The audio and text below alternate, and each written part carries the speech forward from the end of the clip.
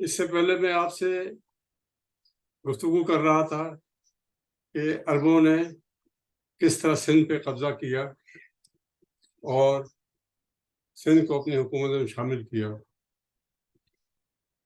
عرب 711 عیسوی کو یہاں آئے تھے محمد بن قاسم کی سرکردگی میں، اور 713 تک 4 سال کے عرصے میں کوئی موجودہ پاکستان کے ذرا کم علاقہ انہوں نے اسلامی سلطنت میں شامل کیا، دین اسلام کی تبلیغ کی، اور آئندہ سالوں کے لیے اس علاقے کو مسلمانوں کے علاقہ مخصوص کر دیا۔ تاریخ دانوں کے لیے یہ امر بڑا تعجب خیز ہے۔ اکثر وہ سوال کرتے ہیں کہ برے صغیر ہندوستان، پاکستان اور بنگلہ دیش میں 3 علاقے کیوں تھے جہاں مسلمان ایک گروپ کی شکل میں آباد تھے؟ ایک مسلمانوں کی آبادی کا گروپ جو تھا مغربی پاکستان سمجھ لیں یا موجودہ پاکستان، دوسرا بڑا آبادی کا جو گروپ تھا وہ مشرقی پاکستان یا موجودہ بنگلہ دیش ہے، اور تیسرا بڑا آبادی کا گروپ جو تھا وہ آسام تھا۔ یہ 3 بڑے پاکٹس تھے مسلمانوں کے اس ہندوستان کی آبادی میں۔ اب ہم اس سے پہلے آپ کو بتا چکے ہیں کہ محمد بن قاسم 4 سال کے بعد واپس چلا گیا کیونکہ اس کو واپس بلا لیا گیا تھا۔ پھر آئندہ 200-250 سال کے عرصے میں یہاں کوئی ہندوستان کی طرف کوئی مسلمان متوجہ نہ ہوا۔ راجپوت ہندوستان میں کھلے عام گھومتے رہے اور برہمنوں کے ساتھ مل کر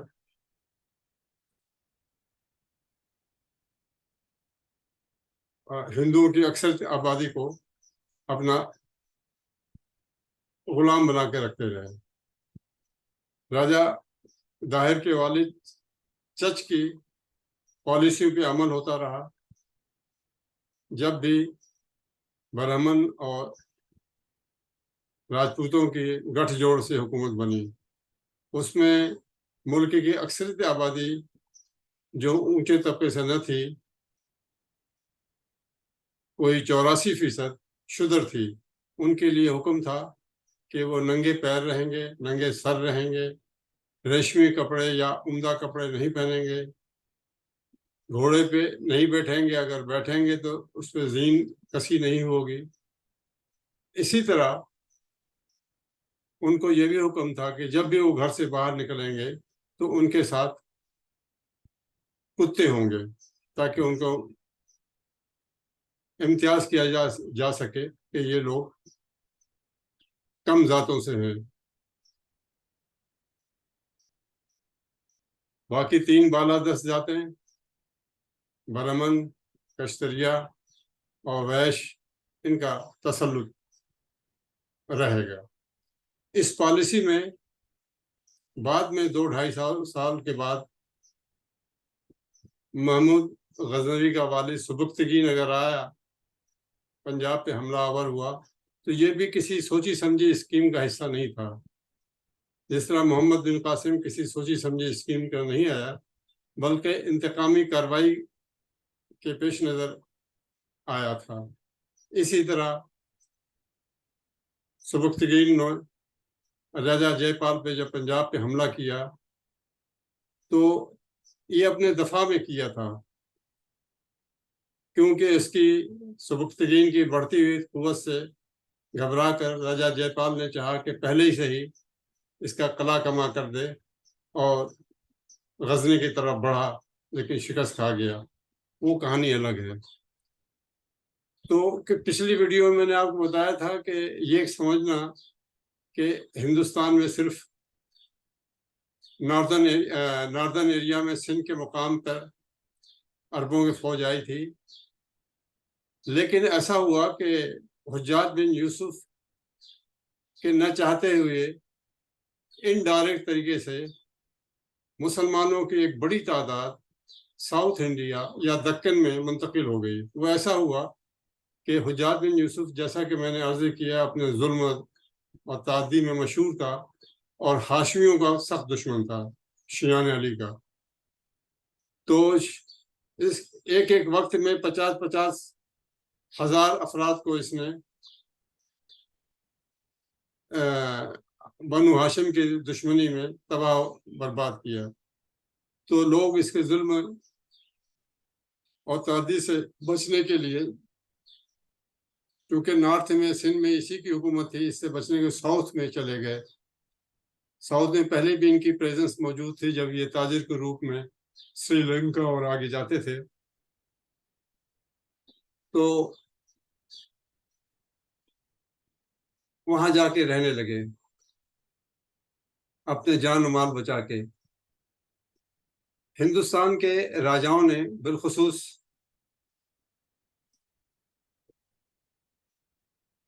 گجرات کے راجاؤں نے، اکثریت نے، میجورٹی نے، چند ایک ایسے بھی تھے جو ان کے مخالف تھے، لیکن میجورٹی نے ان کو خوش آمدید کہا، کیونکہ ہندو اپنی مذہب کے لحاظ سے جہاز رانی کو برا سمجھتے تھے۔ لہذا مسلمانوں نے جہاز رانی کے شعبے کو ترقی دی، وہاں کے راجاؤں کی آمدنی میں اضافہ کیا، جس کی وجہ سے بعض راجا تو حکم دیتے تھے کہ ساحلی علاقوں میں رہنے والی جو ہندو فیملیز ہیں ان میں سے ایک بچہ مسلمانوں کے طرز پہ پرورش کیا جائے گا، بود و باش مسلمانی رکھے گا۔ اس پالیسی کے تحت بھی مسلمانوں کے آبادیوں میں اضافہ ہوا، مسلمان اطمینان سے رہنے لگے۔ ہم بمبئی کے علاقے میں نوائت کے مسلمان دیکھتے ہیں، یہ نوائت یا نووارد مسلمان تھے۔ یہ بھی کہتے ہیں کہ اسی حجاج بن یوسف کے زمانے میں وہ منتقل ہوئے تھے۔ کچھ مسلمان تامل علاقے میں تامل عورتوں سے شادی کر کے انہوں نے ایک مخلوط قوم کو جنم دیا۔ اسی طرح بعض مسلمان جو تھے لنکا میں آباد ہوئے، اور انہوں نے، اس سے پہلے وہ صرف عرب کے طور پہ تھے، اب وہ مسلمان تھے، تو انہوں نے جا کے وہاں کے لوگوں کو بتایا۔ لنکا میں دلچسپ صورتحال ہوئی جب وہاں کے راجا نے سنا کہ اب یہ لوگ ایک نیا دین لے کر آئے ہیں، تو وہاں کے راجا اپنے چند ملازمین کو لے کر روانہ ہوا۔ جب وہ پہنچا تو حضرت عمر کا دور تھا۔ اس راجا کا وہیں انتقال ہو گیا۔ ملازمین میں سے ایک ہندو بچا، وہ واپس پلٹا اور سری لنکا آیا اور بتایا کہ وہاں کا خلیفہ کس طرح رہتا ہے۔ اس نے کہا، حضرت عمر کا رضی اللہ تعالیٰ عنہ کے بارے میں بتایا کہ وہ درویشانہ طریقے سے رہتے ہیں، ان کے کپڑوں پہ پیمن لگے ہوتے ہیں، اکثر اگر ان کو کہیں ڈھونڈنا ہو تو وہ مسجد میں مل جاتے ہیں۔ اس بات سے بھی سری لنکا کے لوگوں نے مسلمانوں کا بڑا اکرام کیا، ان کی مساجد اور مدرسوں کا بڑا احترام کرتے تھے۔ ایک اور کوسٹل سٹی کھمبائٹ تھا۔ یہاں کے مسلمانوں نے کافی ترقی کی تھی کھمبائٹ کے راجا کی سرکردگی میں۔ ایک دفعہ ایسا ہوا کہ کچھ تاریخ دان کہتے ہیں کہ یہ پارسی لوگ تھے، کچھ کہتے ہیں نہیں پارسی نہیں، یہ جین تھے، واللہ علم۔ تو نام واضح نہیں ہے کہ ان لوگوں نے وہاں کے ہندوؤں کو بھڑکایا، جس کی وجہ سے انہوں نے ایک بڑی مسجد تھی جامع مسجد، اس کا مینار بھی شہید کر دیا اور مسجد کو توڑ پھوڑ دیا، اور مسجد میں 80 نمازی جو تھے ان کو بھی شہید کر دیا نماز پڑھتے ہوئے۔ جب یہ خبر پہنچی تو امام مسجد میں راجا کے پاس گیا، لیکن اس کو سنوائی نہ ملی۔ ایک دن راجہ اپنے محل سے نکل کے بازار میں آیا تھا تو وہاں پہ منظوم طریقے سے نظم میں انہوں نے اس واقعے کی پوری کہانی راجہ کا راستہ روک کے سنائی. راجہ نے سنا لیکن کہا کچھ نہیں اور کیا کچھ نہیں, لیکن اس نے اپنا بہروپ بدل کے خود کمبائٹ گیا, تحقیق کیا, معلوم ہوا کہ کون کون سے شر پسند اس میں شامل ہیں. اس پہ اس نے راجہ نے جرمانے عائد کیے اور جرمانے کی رقم سے مسجد کا میران بنایا گیا اور مسجد کی تعمیر کی گئی اور مسلمانوں کو پیمنٹ کی گئی. تو ہم یہ دیکھتے ہیں کہ ساؤتھ میں مسلمانوں کو جب وہ نکلے تھے مڈل ایسٹ سے حجاج کے ظلم سے تو ان کو کافی یہاں پہ ملا. اسی طرح ہم مالابار میں دیکھتے ہیں کہ ساؤتھ میں ہی عربستان سے باہر اگر مسلمانوں کی کوئی پہلی مسجد ملتی ہے تو ساؤتھ انڈیا میں ملتی ہے. آج بھی سیاح اسے بڑے شوق سے دیکھنے جاتے ہیں. تو مالابار کے کوسٹل علاقے میں بھی ایسا تھا کہ کچھ مسلم درویش بحری جہاز میں سوار ہو کر سری لنکا جا رہے تھے تاکہ وہاں جا کے حضرت آدم علیہ السلام کے نقش پا کی زیارت کریں. کہ واپسی میں ان کا جہاز طوفان باد و بارہ کی نظر ہو گیا, جہاز ٹوٹ گیا اور وہ لوگ ساحل پہ آ گئے. راجہ نے بڑی ان کی تکریم کی اور خود جب اس کو پتہ پڑا دین اسلام کے بارے میں تو ملازمین کے ساتھ وہ پہنچا. حضرت سلم کا انتقال ہو چکا تھا, حضرت ابو بکر رضی اللہ عنہم کی حکومت تھی. وہاں وہ مسلمان ہوا اور اس نے وصیت نامہ اپنے لوگوں کو لکھ کے بھیجوائی کہ میرے لوگوں سے کہو کہ وہ مسلمانوں کی تکریم کریں, ان کو عزت احترام سے رکھیں تاکہ تجارت میں اضافہ ہو. جہاز رانی میں یہ کام میں ہوشیار ہیں کیونکہ اس وقت کے ساؤتھ انڈیا کے مسلمان دو کاموں میں ہوشیار تھے. ایک سی فیئرنگ میں, جہاز رانی میں, اور دوسرا بافندگی میں یا کپڑے بنانے کی صنعت میں. ان کا اس کے اوپر ایک مونوپولی تھی. مسلمانوں میں اس کا بڑا شوق تجارت کا اور کپڑے کی صنعت کا اس وجہ سے بھی تھا کہ ایک حدیث میں حضرت سلم سے دریافت کیا گیا کہ دنیاوی فلاح بہبود کے لیے مسلمان کیا کرے. آپ نے فرمایا تجارت کرے. تو تجارت کو بھی ایز اے مذہبی پالیسی مسلمانوں نے اختیار کیا کہ ان کے رسول بھی تاجر تھے تو تجارت میں آپ نے پیشن گوئی بھی کر دی تھی, خوشخبری بھی سنا دی تھی. لہذا مسلمانوں نے ساؤتھ انڈیا کے تمام کوسٹل جگہوں پہ وہ بڑھاتے گئے.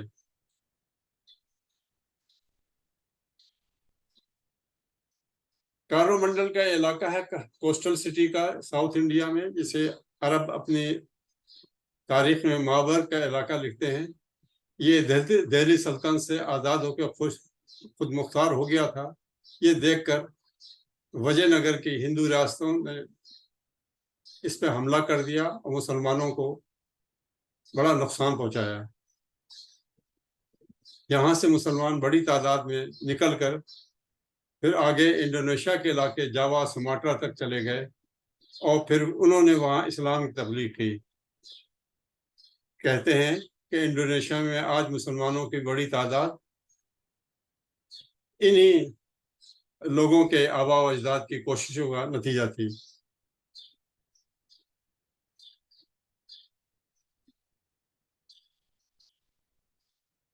چٹاگانگ کا علاقہ بھی مسلم تجار کی آمد سے تھا اور یہاں بھی مسلمان آ کے آباد ہوئے جو حجاج کی پالیسیوں سے تنگ آئے اور خوفزدہ تھے. ایک زمانے میں تو چٹاگانگ کے مسلمانوں نے بنگالی زبان کو عربی زبان میں لکھنے کا مطالبہ بھی کیا تھا،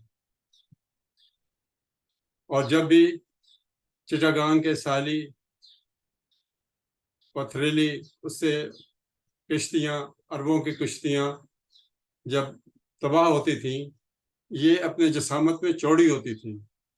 تھوڑا سمجھانے کے لیے بتا دوں، عربوں کی کشتیاں چوڑی ہوتی تھیں، پتوار سے چلتی تھی، پتوار چلانے والوں کی زیادہ ضرورت پڑتی تھی. اس میں مال تجارت کے ساتھ ساتھ پتوار کی چلانے والوں کی بہت ضرورت تھی. اسی طرح جہاز چلتا تھا. کافی حصہ جبکہ یورپین جہاز جو تھے گیلیز کہلاتے تھے، اور وہ پتلے ہوتے تھے، اور ان میں پتوار چلانے والے کم ہوتے تھے. وہ بادبان کی بدولت چلتے تھے. اس پہ ہوا آئی تو چل پڑے، ہوا نہ آئی تو ٹھہر گئے. صنعتی انقلاب سے پہلے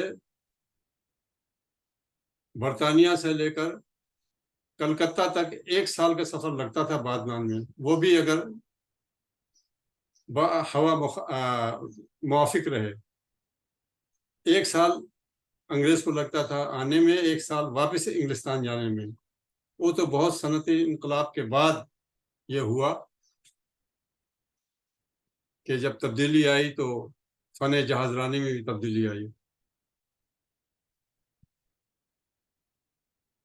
13ویں صدی کے جو سیاح ہیں وہ ذکر کرتے ہیں کہ عام طور پر آسام سے لے کر منایا تک کوسٹل ایریا میں چلے جائیں، تمام کوسٹل ایریا میں مساجد اور مدرسے دور سے نظر آئیں گے، اور مسلمانوں کے ان میں بڑی بڑی آبادیاں ہوتی تھیں. ساؤتھ انڈیا کی تمام آبادی مستقبل میں دہلی سلطنت کے تحفظ کے لیے تھی. ساؤتھ سے بھی اس کا انتظام ہو رہا تھا، نارتھ سے آلریڈی ہو چکا تھا، سندھ کی فتوحات سے، پنجاب کی فتوحات سے. اور قدرت کے یہ ہم دیکھتے ہیں کہ گو حضرت عمر کے بعد توسیع سلطنت نہ ہوئی، لیکن حجاج بن یوسف کے حملے سے سندھ میں اور اس کے ظلم و تعدی سے گھبرا کے جو لوگ مائیگریٹ کر کے ساؤتھ میں بسے، اس کی وجہ سے بھی اسلام کی بعد کے برسوں میں توسیع ہوئی، اور یہ ممالک اسلام کے قبضے میں آئے. اس سلسلے